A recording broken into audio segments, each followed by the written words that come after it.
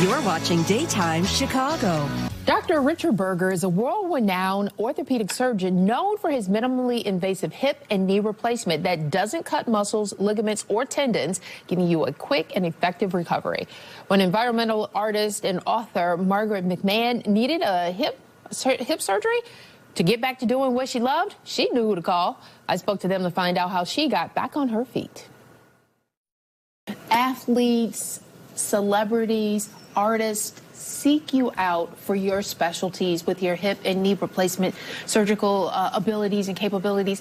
Tell us a little bit about your procedure and why it is in such high demand. What I do is minimally invasive surgery. That's hip and knee replacements without cutting the muscles, ligaments, or tendons, with a bunch of instruments and techniques that I devised. So that allows you to recover faster, less pain, easier therapy, and most importantly, more completely. So you get back to the joint you had many years before and can do all the things you want. Well, the word is out because Margot came to find you specifically because you had a specific timeline that you were on. Yes, I had already selected a group of sculptors from the nation to come in to Ragdale Foundation and sculpt the tree, a grand old elm that was saved for many, many years, but it was finally at its last leg. So we were all coming together in May to sculpt this tree, but I had a hip that didn't work any longer. Oh, it came to a so point I knew who to call, Dr. Berger, right away. And so when you talked to him, you said, hey, I have this tight timeline. I need to get it done. Dr. Berger, were you able to meet that deadline? Of course.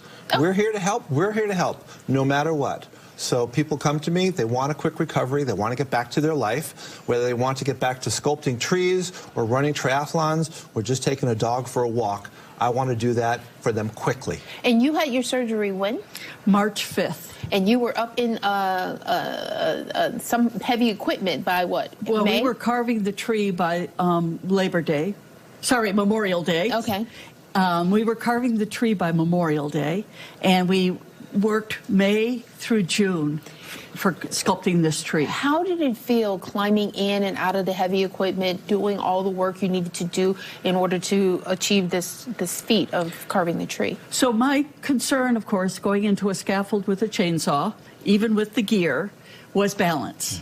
And I took from the moment of getting out of surgery to the middle of May, going to physical therapy 2 or 3 times a week to make sure that I had the balance for it. That was my biggest concern. I will say, as soon as I woke up from surgery, I felt no pain, and I had kind of forgotten what it was like to go through a day without pain. Wow. And I was already walking up and down the stairs within an hour of surgery, and I was out the door and home by 3:30. That afternoon. Yeah. And that's another thing that people should know with hip and knee replacement is no longer that long hospital stay. Yeah, with minimally invasive surgery, patients just recover quicker. So we allow them to leave the hospital. In fact, we do it at lots of surgery centers the same day.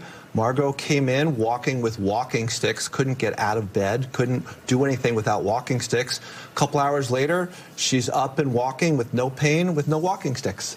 Oh, my goodness. And how long have you pioneered this procedure? I started doing this about over 20 years ago, and have been lucky enough to help thousands, in fact, about 25,000 patients do outpatient hip and knee replacements now. So you have it down to a science. I have it down to a very exact science. Or possibly down to an art. That's even well, there you go, an art. Margot, what would you say to someone out there who's now listening to your story saying, I don't know, shouldn't I do, can I go a little bit longer on this hip or this knee? What do you say? Well, the first thing is I could not be more delighted to tell people to call Dr. Berger. And he scheduled me early. But also, I would say go early rather than later because your hip or knee is hurting. And that's going to affect every other joint and your balance. And that's when you get injured, is when you're kind of taking care of one joint and the others get overworked. So I would say go early and go early again if you have to. Okay. Well, and also I imagine it's about getting back to a quality of life. Getting back to quality of life.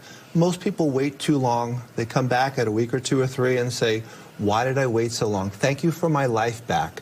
People are afraid of having surgery, and they shouldn't be.